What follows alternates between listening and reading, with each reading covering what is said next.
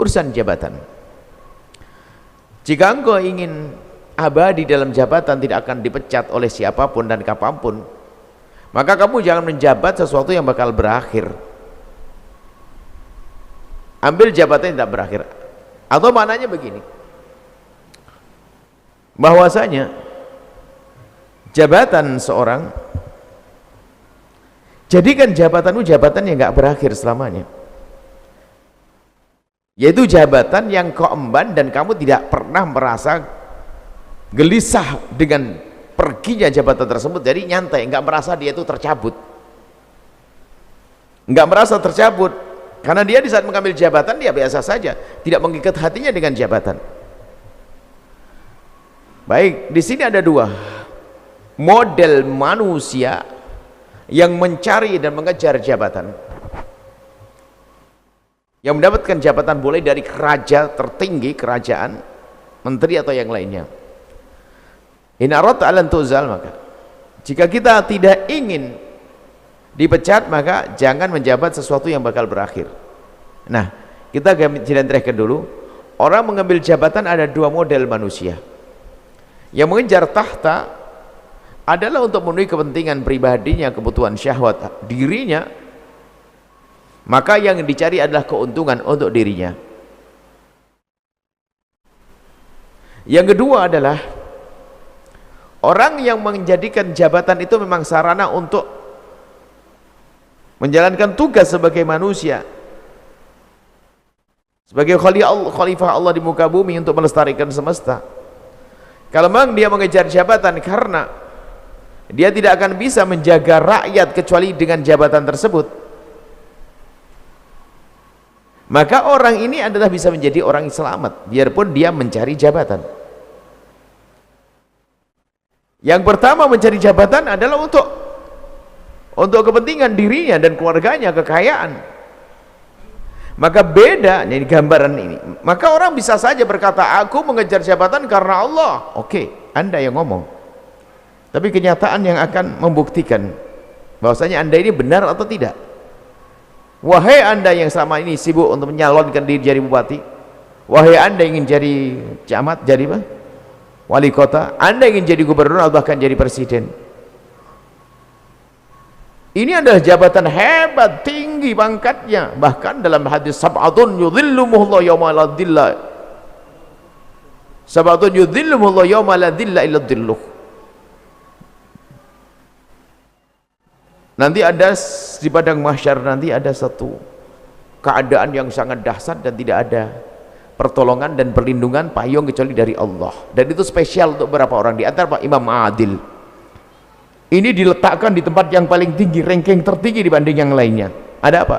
Karena tugas ini adalah tugas berat, tapi sekaligus kalau sukses pahalanya gede, lestarinya ummah. Maka orang bisa mengejar ini, mengejar tahta ini sah-sah saja.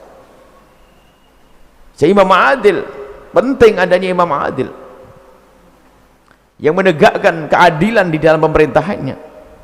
Ini tugas gede, hanya karena tugas gede godaannya juga gede. Maka orang mencari tahta ada dua model, yang hanya untuk cari kepentingan pribadinya, maka yang diurusi pribadi, keluarganya, ngurus kekayaan dan sebagainya. Maka cirinya lah sekarang, tidak usah banyak ngomong ini. Imam Ibn Athaillah Iskandari langsung dengan kaidah ini, seperti yang terangkan para pensyarah, ada rambu-rambu, ada tanda-tandanya. Silakan Anda mengejar tahta tersebut dengan alasan saya ingin membangun bangsa, membangun umat, ingin berjuang, berdakwah dan sebagainya. Ada tanda-tanda yang sangat sederhana. Ini tanda setelah jadi. Adapun sebelum jadi ada. Ada sebelum jadi, kita mungkin kita masukkan bab politik. Ada kisah politik sebelum jadi. Ingat, tujuan sebaik apapun, jika kita raih dengan sesuatu yang tidak baik, tidak akan sampai kepada tujuan tersebut secara sesungguhnya. Berwudu dengan air kencing tidak akan menjadikan orang itu menjadi bersuci. Tujuannya katanya hebat, tapi caranya nggak benar, tidak akan diterima. Kisah politik terjadi pada zaman pada baginda Nabi Shallallahu Alaihi Wasallam. Nabi di awal dakwahnya, lihat, tantangannya berat. Di saat begitu beratnya berjuang, ternyata ada tawaran. Jika engkau mau berhenti dari menyeru kepada agama barumu itu, kau akan aku nikahkan dengan wanita tercantik di sini, akan aku beri kekayaan terbaik, dan aku akan angkat, maksudnya kayak dirajakan di Mekah waktu itu.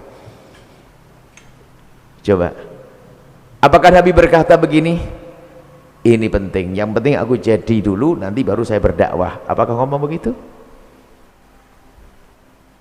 Seperti hujahnya orang akhir zaman, yang penting kita naik dulu, nanti saya berkiprah dalam dakwah. Nabi yang di awal dakwah yang sangat perlu siasat, ternyata tidak diambil siasat busuk. Nabi tidak pernah berkata, iya angkat aku, baru setelah itu Nabi berdakwah. Enggak. Padahal Nabi perlu bantuan waktu itu. Nabi perlu bantuan, Nabi perlu kekuatan, perlu dukungan untuk menyebarkan dakwah. Tapi ternyata baginda mengatakan, kalau seandainya matahari kalau takkan di tangan kananku dan matahari rembulan di tangan kiriku, nggak akan berkembang, nggak akan berubah, nggak diterima. Ini makanya kalau orang tujuannya nggak boleh, silakan Anda jadi bupati, silakan Anda jaga, tapi dengar berikut ini, Anda insya Allah akan jadi bupati ahli surga dimanapun Anda berada. Anda akan jadi wali kota ahli surga, Anda akan jadi gubernur ahli surga, Anda akan jadi presiden ahli surga. Titi dengan cara yang benar. Dan kalau orang niatnya benar dan dengan cara yang benar, lihat, dia akan punya jabatan yang tidak pernah akan lepas dari tangannya. Ini loh, jabatan yang abadi. Karena apa?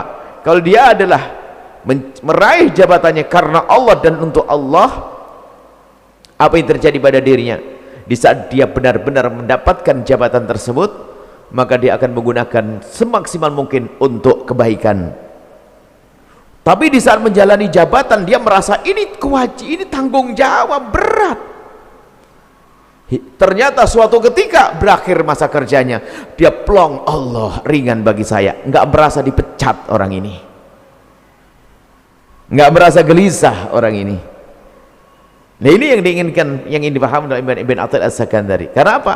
Dia di saat berjuang itu adalah berat, seperti Umar bin Abdul Aziz di saat dikukuhkan sebagai seorang khalifah, menangis malam hari karena ini beban, ini beban, ini fitnah, ini ujian bagi saya dan keluarga saya. Nah seperti itu. Jadi di saat mau memilih itu adalah dia dengan cara yang benar, dengan cara yang baik.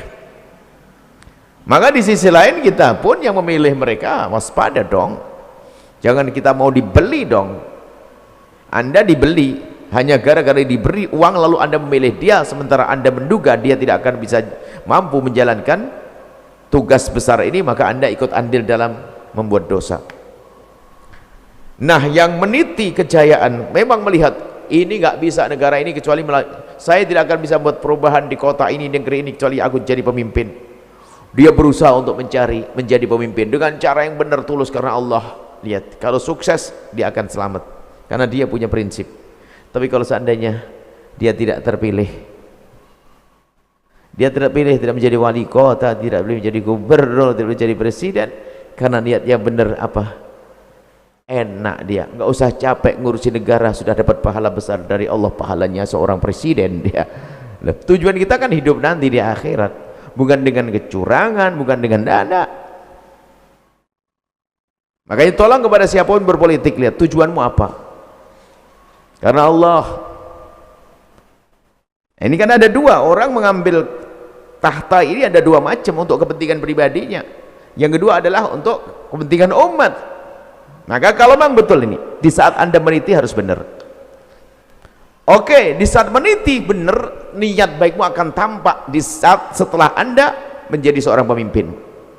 Apa itu tandanya? Ini lihat,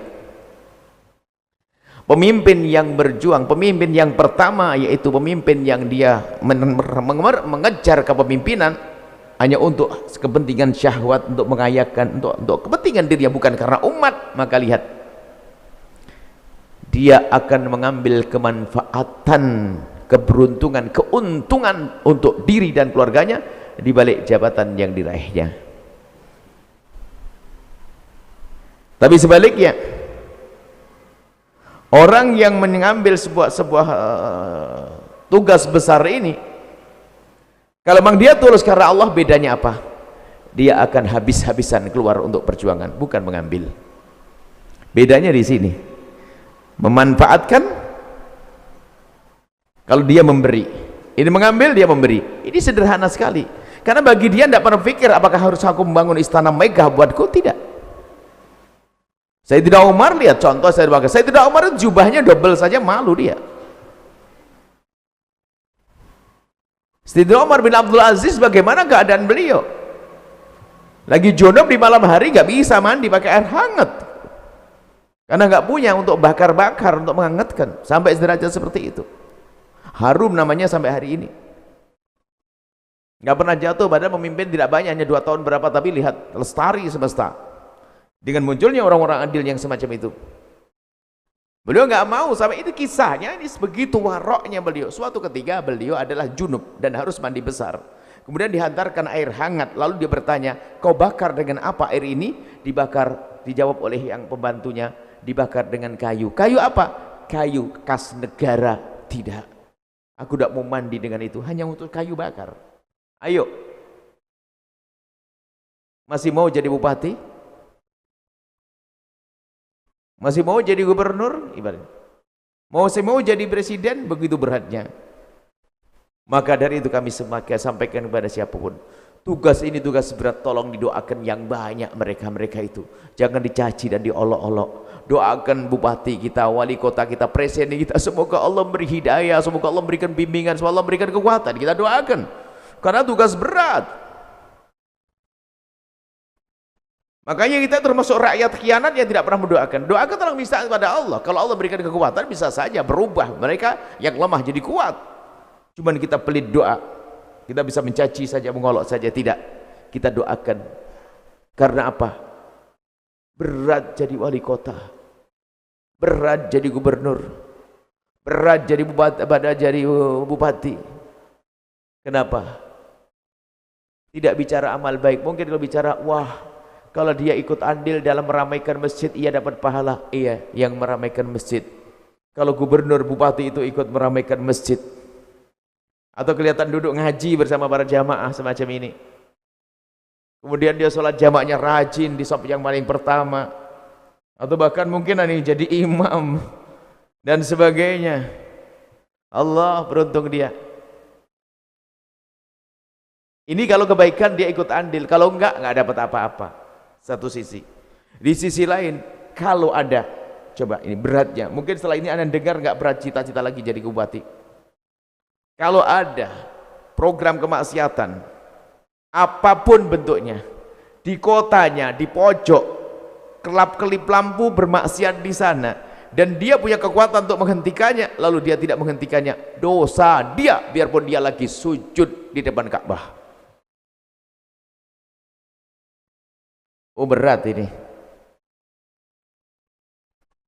Semoga ini ada yang dengar dari bupati, wali kota, presiden, dimanapun, karena ini bahasa cinta untuk mereka dan ini untuk umat. Jangan gampang nyaci maki. Doamu aja, minta pada Allah yang maha kuat untuk memberikan bimbingan kepada beliau-beliau. Berat, sehingga para kekasih Allah ditawar itu gak mau, karena ini berat. Kalau bukan karena seperti Umar bin Abdul Aziz, kalau bukan karena melihat umat harus dibenahi, mereka nggak akan mau. Orang-orang seperti itu nggak akan mau. Jadi kita doakan mereka. Berat, alhamdulillah mereka mau, jadi meringankan beban kita. Tidak harus kita yang jadi presiden, kita juga harus bukan, karena berat sekali. Subhanallah. Buya berharap ini adalah didengar oleh para bupati, wali kota, sehingga apa? Dia menjadi bupati, wali kota ahli surga dengan kerinduan untuk membuat kebaikan. Ingat, semua program kemaksiatan yang di bawah naungannya yang dia bisa untuk menghentikannya lalu dia tidak menghentikannya, dia akan terus mendapatkan dosa. Kullukum ra'in wa kullukum mas'ulun an ra'iyati. Semua akan ditanya, pertanggungjawaban akan siapa yang di bawah naungannya. Nah ini model baik. Jadi yang dibahas oleh Ibn Athaillah sedikit sini adalah model ini, orang yang mencari tahta tapi untuk kesenangannya, untuk kepentingan pribadinya, maka orang itu lihat di saat masa baktinya habis, masa tugasnya habis, atau diturunkan, dia mah pusing, stres dia terus. Oh dia pusing karena apa?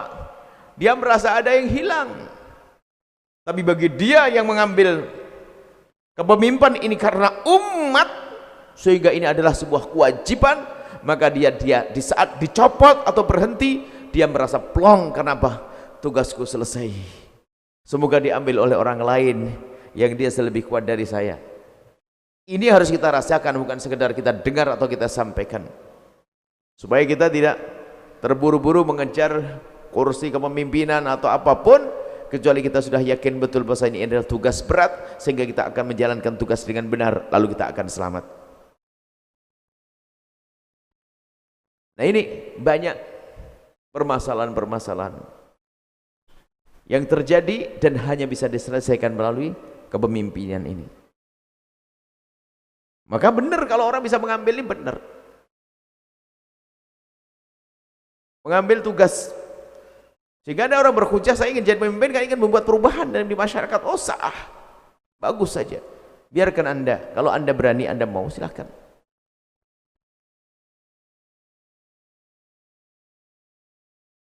Ya,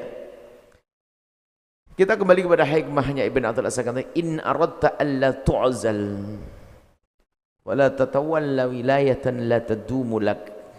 Kalau kamu pengen tidak akan berakhir masa jabatanmu, enggak merasa sedih di saat berakhir masa jabatanmu. Kalau engkau tidak ingin gelisah di saat dicopot dari jabatan, maka jangan mau engkau menjabat satu jabatan yang bakal berakhir. Ambil jabatan yang berakhir, tidak berakhir bagimu tidak penting. Maksudnya apa? Jangan kau ikat di hati jabatan tersebut, sehingga di saat suatu ketika harus berhenti dari jabatan tersebut, dia tidak pernah merasa gelisah. Dan jabatan kelihatannya urusan manusia, kita rubah.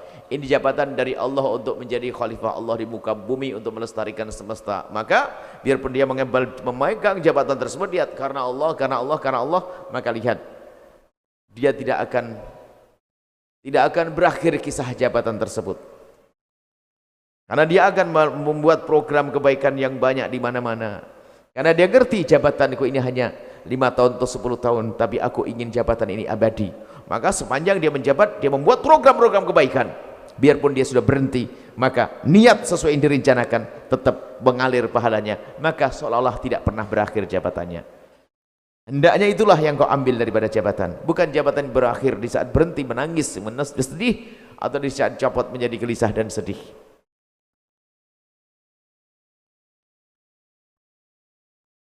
Seolah-olah yang diajak bicara oleh Imam Ibn Athaillah As-Sakandari adalah hanya orang yang punya wilayah, punya jabatan. Yang lain bagaimana? Sama yang lain. Jangan dianggap orang fakir itu pasti dia itu adalah qanaah. Bisa saja orang fakir lebih tamak daripada si kaya, karena urusannya bukan urusan kaya atau melarat, kan memang hatinya hati tamak.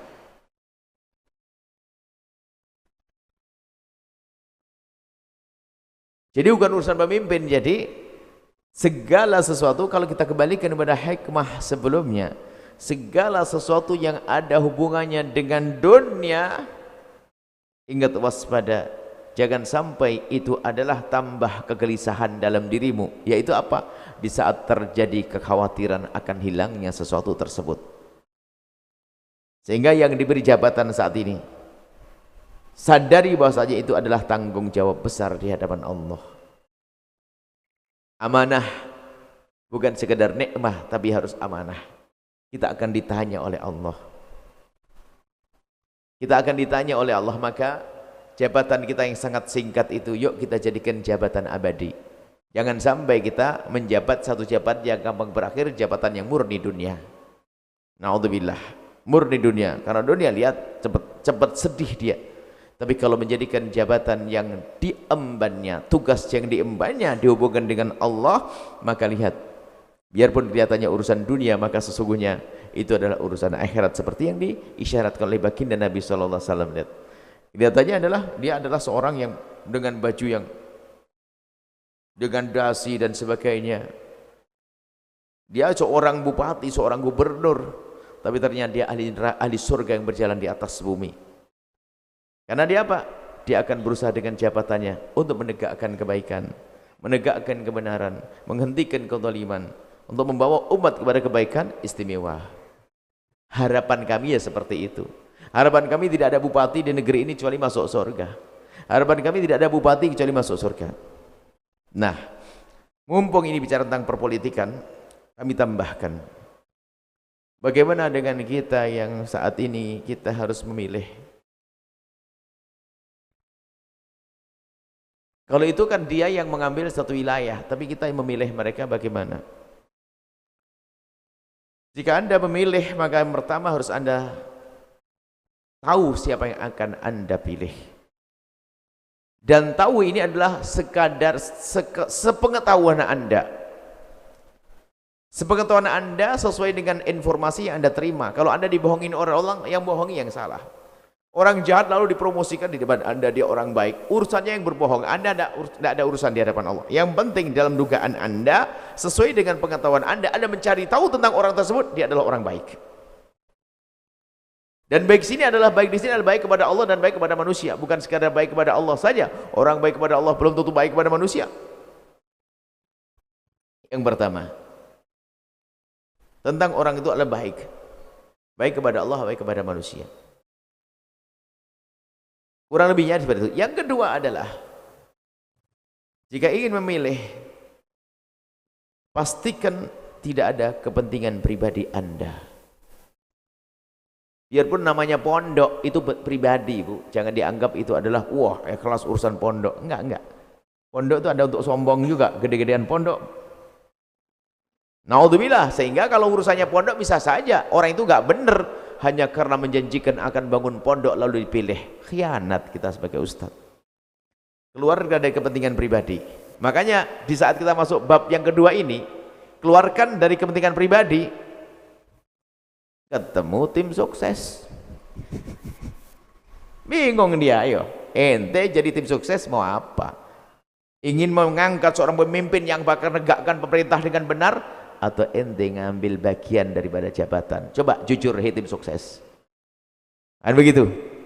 Ternyata kita perlu hati-hati. Nggak, kayaknya tim sukses pada bingung dia. Kita pengen tim sukses menjawab, Buya, saya mengangkat dia, saya tanpa pamrih. Saya tidak pengen jabatan. Bahkan kalau dikasih pun saya nggak mau. Wah, ini hebat bener. Makanya tim sukses yang masih melirik jabatan kepentingan pribadi bisa saja bohong, dia nggak bisa bener, hati-hati. Kenapa? Bisa saja bohong karena apa? Hanya kepentingan pribadinya. Maka keluarkan dari kepentingan pribadimu. Termasuk iming-iming pondok, jangan. Ya, ini harus perhatikan. Sehingga masalah ini mohon, ada orang bertanya, bagaimana dia bagi-bagi duit kepada saya? Oh, bagi duit. Terus sudah habis punya duitnya. Wah, Anda nerima duitnya sudah nggak benar dia. Aduh, gimana tobatnya? Oh, gampang tobatnya. Gimana tobatnya? Tobatnya adalah jangan pilih dia, itu tobatmu. Maka jangan pilih yang ngasih duit. Kan Nabi menyebutkan jangan kau berikan kepemimpinan kepada yang minta. Bayar itu kan minta sebenarnya. Angkat saya, jangan pilih dia. Ini supaya pemimpin itu waspada, tidak ngobrol duit sana sini, akhirnya nanti untuk mengembalikan apa yang telah dikeluarkan dari mana dia. Baik. Kemudian selanjutnya yang keberapa? Yang ketiga atau keempat, jangan lupa untuk mengadu kepada Allah di tengah malam. Jujur, yang mencoblos esok hari itu adalah sudah nangis sebelum di tengah malam. setelah dia memilih, menurut saya adalah itu. Biarpun kita dengan bapak kita beda sesuai dengan ijtihad masing-masing. Yang penting dugaanmu baik biarpun berbeda orangnya. Kalau anda sudah menduga baik, lalu anda dengan prosedur yang benar sampai anda istikharah, anda pilih, biarpun dia besok jadi Firaun, anda tidak dosa. Karena anda waktu memilih dia adalah dengan ijtihad baik. Tapi kalau anda tahu dia nggak benar, tetap anda pilih, biarpun dia pada akhirnya baik, anda sudah jahat karena anda tidak memilih yang baik. Apalagi di saat dia melakukan kejahatan, tabungan buat anda sepanjang dia menjabat dan sebanyak kejahatan yang dilakukan mengalir kepada anda. Maka cerdaslah wahai hamba Allah, agar kita itu memilih pun adalah dengan cara yang benar. Ngadu kepada Allah di tengah malam, selesai. Menangis kepada Allah, kemudian besok nyoblos sesuai dengan itu semuanya. Terserah, jadi nggak jadi bukan urusan kita. Yang penting aku usaha dengan cara yang benar.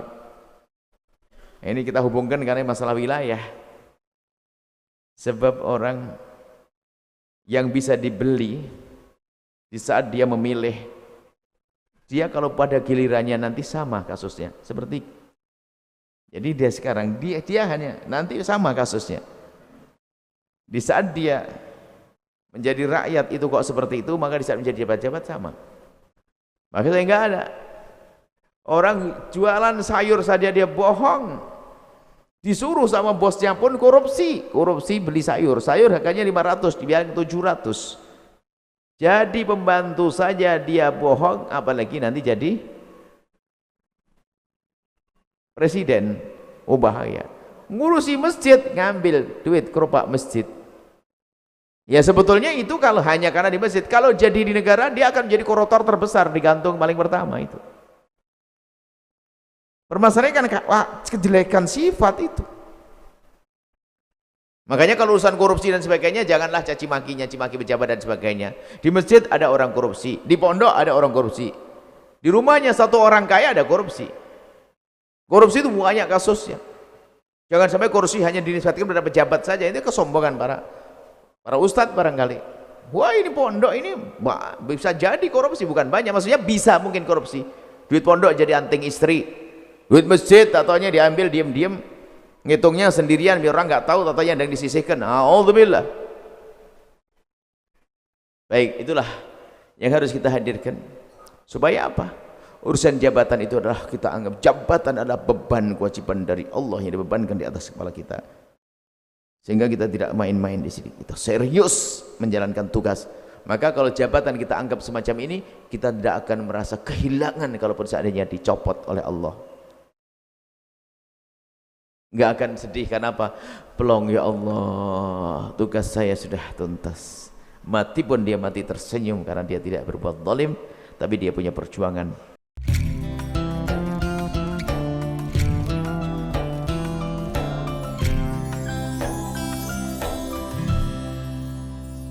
Sahabat Al-Bahjah TV, setelah menyaksikan video ini, jangan lupa bersolawat kepada baginda Nabi Muhammad. Shollu ala Nabi Muhammad. Allahumma sholli alaihi wa ala alihi wa sahbihi.